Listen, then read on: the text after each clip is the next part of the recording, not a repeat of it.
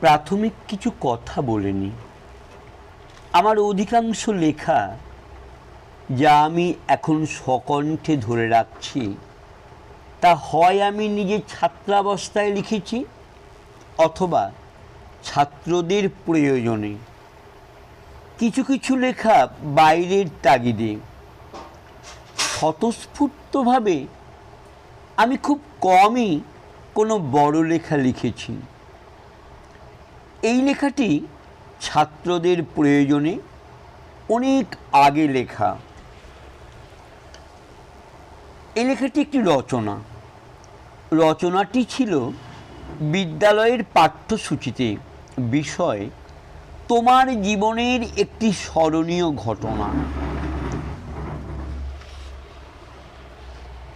রচনার ধরন পার্সোনাল বা ব্যক্তিমনের প্রকাশ হলে সে রচনাগুলি ছাত্রদের প্রয়োজনে হলেও লেখার সময় সম্ভব হলে অর্থাৎ অবকাশ থাকলে কল্পনা ও দরদে তা সিক্ত করার চেষ্টা করেছি। মনে পড়ছে এই লেখাটির নির্মাণের সময় আমার চোখ অনেক সময়ই জলে ভরে গেছে। লেখাটি এখন আমি পাঠ করছি।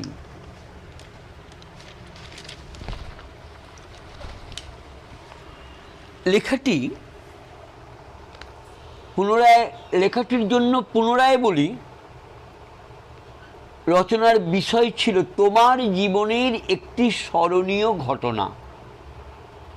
ছাত্রের প্রয়োজনে ছাত্রের আসনে নিজেকে বসিয়ে লেখাটি লিখছি। স্বভাবতই লেখাটির শিরোনাম দিতে হয়েছে আমার জীবনের একটি স্মরণীয় ঘটনা।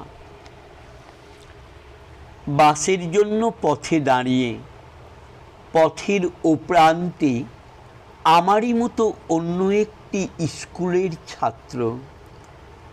দুটি মায়াভরা চোখ তার জলে ভরে আছে। কাছে গেলুম, জানলুম ছেলেটির নামে দিল্লি থেকে ভারতব্যাপী অঙ্কন প্রতিযোগিতায় প্রতিযোগী হিসাবে আমন্ত্রণপত্র এসেছে। কিন্তু সে সেই পত্রটি মাকে না দেখানোর কথা ভাবছে, কারণ তার দিল্লি যাওয়ার খরচ বহন করার সামর্থ্য মায়ের নেই। অথচ সেটাই মাকে প্রবল দুঃখ দেবে। তাছাড়া বাড়িতে বাবা ব্যাধিতে আক্রান্ত, চিকিৎসার পয়সা নেই। বাড়ি ফেরার পথে গাছের তলায় বসে ছেলেটি এসব ভাবছে আর তার দু চোখ জলে ভরে গেছে। ছেলেটির নাম অনুপম। অনুপমের দুঃখ দেখে আমারও দু চোখ জলে ভরে গেল। রুমাল দিয়ে জল মুছিয়ে অনুপমকে তার বাড়িতে পৌঁছে দিলাম ও কাকিমাকে আনুপূর্বিক বৃত্তান্ত জানিয়ে আমার সেদিনেই বিদ্যালয় থেকে পাওয়া জাতীয় বৃত্তির বার্ষিক পাওনা কয়েক হাজার টাকা তার হাতে তুলে দিলাম। কাকিমা সে টাকা নিতে একেবারেই নারাজ ছিলেন। তারপর আমার চোখ থেকে জলের ফোঁটা গড়াতে দেখে টাকাটা নিলেন ও আমাকে বুকে জড়িয়ে ধরলেন।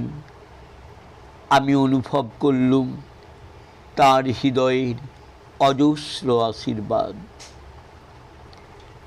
ঘটনাটি ছিল কিছু সময় পূর্বে 22শে জানুয়ারি। আমি কোনোদিন ভুলব না ওই 22শে জানুয়ারি, আর ভুলব না 15ই ফেব্রুয়ারি, যেদিন অনুপম তার মায়ের সাথে এক আকাশ ভরা আনন্দ নিয়ে আমাদের বাড়িতে এলো ও ওই ভারতব্যাপী প্রতিযোগিতায় প্রথম হবার সংবাদ জানালো। প্রথম হবার জন্য প্রাপ্ত জাতীয় মানপত্রটি যখন অনুপম দেখাচ্ছিল, তখন যেমন আমার আনন্দের সীমা ছিল না, তেমনি অনুপমের মহত্বের প্রতি আমার শ্রদ্ধা ও বিস্ময়ের অন্ত রইল না। যখন কথা প্রসঙ্গে জানলুম যে মানপত্রের সাথে প্রাপ্ত 20,000 টাকা সে বাবার চিকিৎসায় ও প্রতিবেশী অনাথ কন্যা রূপাদির বিবাহ প্রকল্পে ব্যয় করবে, কৈশোর পর্বে এখন আমার চলা স্মরণীয় ঘটনার বাহুল্য এই জীবনের ছোট্ট পর্বে না থাকলেও তবু স্মরণ করতে পারি বিদ্যালয়ের প্রথম দিবসের স্মৃতি, প্রাণের বন্ধু অমলেশের সাথে বিচ্ছেদ ঘটনা, গত বৎসর 7ই পৌষ শান্তিনিকেতনে রাশিয়াবাসী ছোট্ট বালক চেকভের সাথে বন্ধুত্ব। এসব ঘটনার স্মরণে সুখ দুঃখের রোমন্থন ঘটে সত্য, কিন্তু উল্লিখিত ঘটনাটি আমাকে দিয়েছে মহৎ বোধের গৌরব। ক্ষুদ্র দানের মাঝে প্রাণে পেয়েছি বৃহতের আনন্দ। সেদিন অনুপমের চোখের জল মুছিয়ে কাকিমার কাছ থেকে যে প্রাণ ভরা আশীর্বাদ পেয়েছি, শয্যাসীন নির্বাক কাকুর দু চোখের মাঝে আমার তরে যে মঙ্গল প্রার্থনা অনুভব করেছি, তা কি কভু ভোলার? আমার ছোট্ট দানে অনুপম যে ভারত মাঝে অনুপম হয়ে রইল, সে আনন্দ কেমন প্রকাশী। আর পুরস্কার বিজয়ী অনুপমের চিত্ত মাঝে প্রজ্বলন্ত মহৎ বোধের দ্বীপে সেদিন নিজের প্রাণে যে অনির্বাণ শিখা জ্বালিয়েছি, তা কি কভু নেভার? যে ঘটনার স্মরণে অন্তরে পাই মহৎ ত্যাগের আনন্দ, যে কর্মের মাঝে হয়েছে আমার মনুষ্যত্বের প্রকাশ, যা দেখে হৃদয়ে উঠেছে আনন্দে ভরে, যা অনুভবে প্রাণ পেয়েছে আত্মদানের প্রেরণা, তা আমি কোনো দিনই বিস্মিত হব না।